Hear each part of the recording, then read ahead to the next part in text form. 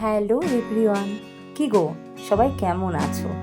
আচ্ছা জানি সবাই নিশ্চয়ই খুব ভালোই আছো। তো আজ আমি কি এনেছি বলো তো? আজ আমি এনেছি এঁচোড় পনিরের একটা রেসিপি। চলো চটপট দেখে নেওয়া যাক কী করে বানিয়েছি। প্রথমে আমি কড়াইতে জল গরম করে কাটা এঁচোড়গুলোকে এভাবে দিয়ে দিয়েছি। আমি এঁচোড় অল্প পরিমাণে নিয়েছি, কারণ আমরা তো বাড়িতে দুজন, তো খুব বেশি দরকার ছিল না। তারপর একটু নুন আর হাফ চামচ মতো হলুদ গুঁড়ো দিয়ে আমি এটাকে সেদ্ধ করে নেব। সেদ্ধ করার জন্য আমি ঢাকা দিয়ে চাপা দিয়ে দিয়েছি। 5 মিনিট পর আমি ঢাকনা খুলবো। এটা কিন্তু 80% সেদ্ধ হয়ে যাবে।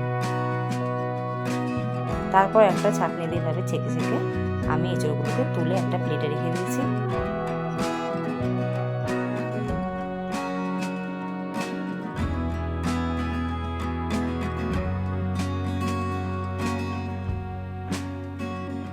তারপর কড়াইতে তেল গরম করে আমি পনিরের টুকরোগুলোকে এভাবে ভেজে নেব। পনিরের টুকরো ভাজার জন্য আমি খুব সামান্য পরিমাণ নুন দেবো আর একটু হলুদ গুঁড়ো দেবো। দিয়ে আমি এভাবে হালকা হালকা করে পনিরগুলোকে নাড়াচাড়া করে ভেজে নেব।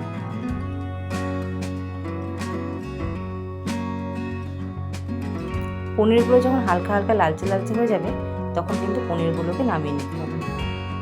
খুব বেশি কিন্তু ডিপ ফ্রাই করবো না।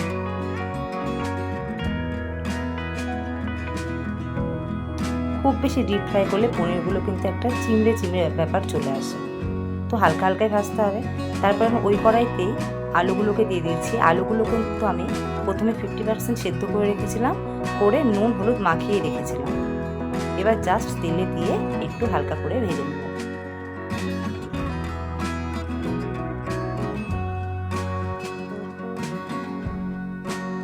আলুগুলো যখন হালকা লালচে লালচে হয়ে যাবে, তখন আলুগুলোকে নামিয়ে নিতে হবে।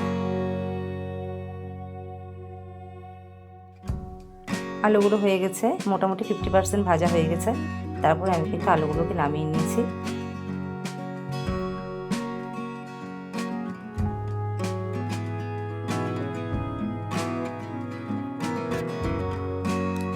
আলুগুলো নামিয়ে নিয়ে ওই কড়াইতে আমি সর্ষের তেল দিয়ে তার মধ্যে 2টো তেজপাতা, একটা শুকনো লঙ্কা, 2টো এলাচ আর একটু জয়ত্রী দিয়ে দিয়েছি। দিয়ে একটু নাড়াচাড়া করে তারপর দিয়ে দিচ্ছি জিরে ফোড়ন। জিরে ফোড়ন দিয়ে তারপরে আমি কুচিয়ে রাখা পেঁয়াজগুলো ওর মধ্যে দিয়ে দিয়েছি। আমি কিন্তু 2টোর মতো বড় সাইজের পেঁয়াজ নিয়েছিলাম। তোমাদের যদি এঁচোড়ের পরিমাণ বেশি হয়, তোমরা কিন্তু সেখানে 3টে পেঁয়াজও অ্যাড করতে পারো। তারপর দিয়ে দিয়েছি হাফ চামচ নুন আর হাফ চামচ হলুদ গুঁড়ো। দিয়ে কিন্তু এভাবে পেঁয়াজগুলোকে নেড়ে চেড়ে ভাজতে হবে। না নাড়লে কিন্তু কোনো পেঁয়াজ বেশি হয়ে যাবে, মানে বেশি পুড়ে যাবে, আর কোনোটা হবে না। তারপরে আমি আগে থেকেই আদা, রসুন, শুকনো লঙ্কা আর জিরের একটা পেস্ট বানিয়ে রেখেছিলাম, সেই পেস্টটা এর মধ্যে দিয়ে দিলাম আর বাটি ধুয়ে জলটাও দিয়ে দিলাম। এবার কিন্তু ভালো করে মশলাটা নাড়তে হবে। মশলাটা নেড়ে চেড়ে মশলাটা ঢেকে দিতে হবে কষানোর জন্য।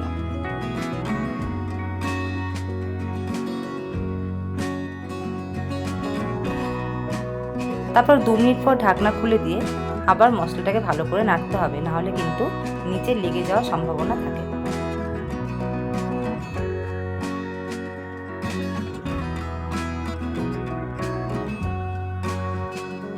তারপর মশলাটা এভাবে কষতে কষতে যখন তেল ছেড়ে দেবে, তখন আমি আগে থেকে একটা টমেটো পেস্ট করে রেখেছিলাম, সেই টমেটো পেস্টটা এর মধ্যে মিশিয়ে দিয়েছি। বাটি দিয়ে জলটাও দিয়ে দিয়েছি। তারপরে আবার নাড়াচাড়া করতে হবে। এটাতে কিন্তু খুব ভালো করে মশলাটাকে নাড়তে হবে, কারণ মশলা কষার উপরে কিন্তু তরকারির স্বাদটা আসবে। এই দেখো এইভাবে টকবক করে এটা কিন্তু ফুটছে। তারপর আমি দিয়ে দিয়েছি এর মধ্যে একটু ফ্রেশ ক্রিম। ফ্রেশ ক্রিম না থাকলে স্কিপ করতেও পারো, কিন্তু এই ফ্রেশ ক্রিমটা দিলে পরে তরকারিতে কিন্তু একটা ক্রিমি একটা টেক্সচার আসবে। তো ফ্রেশ ক্রিমটা দিয়েও কিন্তু এভাবে নেড়ে চেড়ে বারবার করে কষাতে হবে। ভালো করে কিন্তু নাড়তে হবে, নাড়ার উপরে কিন্তু মশলাটা ভালো করে কষবে। একভাবে রেখে দিলে কিন্তু নিচটা লেগে যাওয়ার ভয় থাকে। তারপরে ফ্রেশ ক্রিম দিয়ে নাড়াচাড়া করার পর আমি আবার একটু ঢেকে দিয়েছিলাম। এবার ঢাকনা খোলার পর দেখো এরকম কিন্তু উপরে তেলটা হালকা হালকাভাবে ছাড়তে শুরু করেছে। তারপর কিন্তু আবার আমি নাড়াচাড়া করব। এইভাবে নেড়ে চেড়েই মশলাটাকে বারবার করে কষাতে হচ্ছে। আমি আগেই বলেছি যত কষবে তত কিন্তু স্বাদ বাড়বে তরকারি। এই দেখো এবার কিন্তু তেলটা ছেড়ে দিয়েছে। এবার আমি যে আলুগুলো ভেজে রেখেছিলাম, প্রথমে আমি আলুগুলোকে এই মশলাটার মধ্যে দিয়ে দেবো।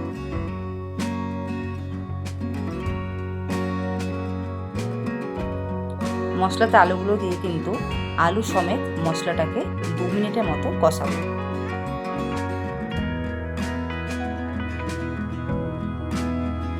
2 মিনিট এভাবে ভালো করে নেড়ে চেড়ে কিন্তু আলু সমেত মশলাটাকে কষাতে হবে।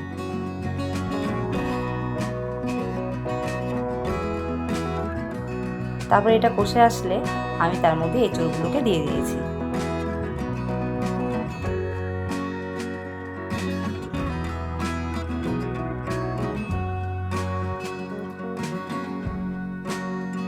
এঁচড়গুলো দিয়েও কিন্তু এভাবে নেড়ে চেড়ে মশলার সাথে এঁচড়গুলোকে ভালো করে মিশিয়ে নিতে হবে। মানে আলু এঁচড় মশলা ভালো করে কিন্তু এভাবে একসাথে কষাতে হবে। তারপরে কিছুক্ষণ এভাবে নাড়াচাড়া করে কষানোর পর আমি তার মধ্যে দিয়েছি সামান্য পরিমাণে গোলমরিচের গুঁড়ো আর 1/2 চামচ মিট মশলা দিয়ে আবার এটাকে ভাজতে হবে। এটা একটু কষাতেই যা টাইম লাগে, কিন্তু হ্যাঁ খুব বেশি টাইম লাগে না। দেখো একটা রান্না ভালো করে করতে গেলে তো কিছুটা টাইম দিতেই হবে, তাই না? এভাবে কিন্তু মশলাটাকে ভেজে ভেজে নিতে হবে। তারপর মশলাটা যখন ভেজে ওখান থেকে তেল ছাড়তে শুরু করবে তখন কিন্তু আমি দিয়েছি একটা কাঁচের গ্লাসে 1 গ্লাস গরম জল। গরম জল যে কোনো তরকারিতে দিলে তরকারি কিন্তু স্বাদটা ভালো আসে আর তাড়াতাড়ি কিন্তু তরকারিটা ফুটতেও শুরু করে। তারপরে আমি জল দিয়ে এটাকে ঢেকে দিয়েছিলাম। 6-7 মিনিট পর ঢাকনা খুলে দেখো এভাবে টকবক করে ফুটতে শুরু করে দিয়েছে। মাঝে মাঝে এভাবে একটু নেড়ে দিতে হবে। এবার নাড়াচাড়া করে এবার আমি দিয়ে দিয়েছি ভাজা পনিরের টুকরোগুলো। পনির কিন্তু আমি আগে দিইনি, কারণ পনির আগে দিলে নাড়াচাড়া করতে করতে পনিরগুলো ভেঙে যাওয়ার ভয় থাকে। তাই যখন তরকারিটা ফুটে আসবে তখনই কিন্তু পনির দিয়ে ভালো করে এভাবে আবার ফোটাতে হবে, যাতে ঝোলটা একটু শুকিয়ে আসে আর গ্রেভি ব্যাপারটা চলে আসে।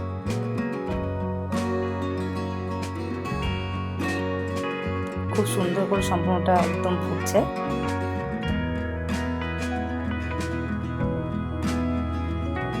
এভাবে 3-4 মিনিট ফোটার পর দেখো জলটা কিন্তু অনেকটা টেনে গেছে।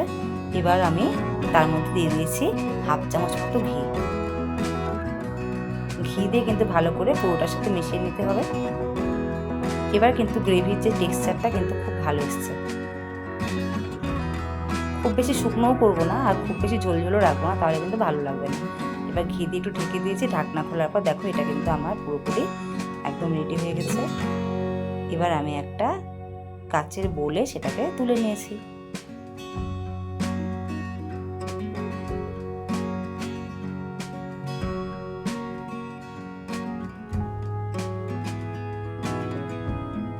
দেখো এটা দেখতে কি সুন্দর লোভনীয় হয়েছে আর খেতে কিন্তু সত্যি খুবই টেস্টি হয়। তোমরা কিন্তু এই পদ্ধতিতে এঁচড় পনির বানাতে পারো। এটা ভাত হোক বা রুটি হোক বা পরোটা, ইভেন ফ্রাইড রাইসের সঙ্গেও কিন্তু ভীষণ ভালো লাগে। তোমরা কিন্তু একবার বানিয়ে খেতে পারো এই এঁচড় পনির। তো আমার এই ভিডিওটা কেমন লাগলো তোমরা অবশ্যই কমেন্টে জানিও। যদি ফেসবুক থেকে দেখো তাহলে একটু ফলো করে দিও পেজটাকে, আর যদি ইউটিউব থেকে দেখো তাহলে একটু সাবস্ক্রাইব করে দিও। এরপর আবার আসবো নতুন একটা রেসিপি নিয়ে। তোমরা কিন্তু সকলে ভালো থেকো। টাটা।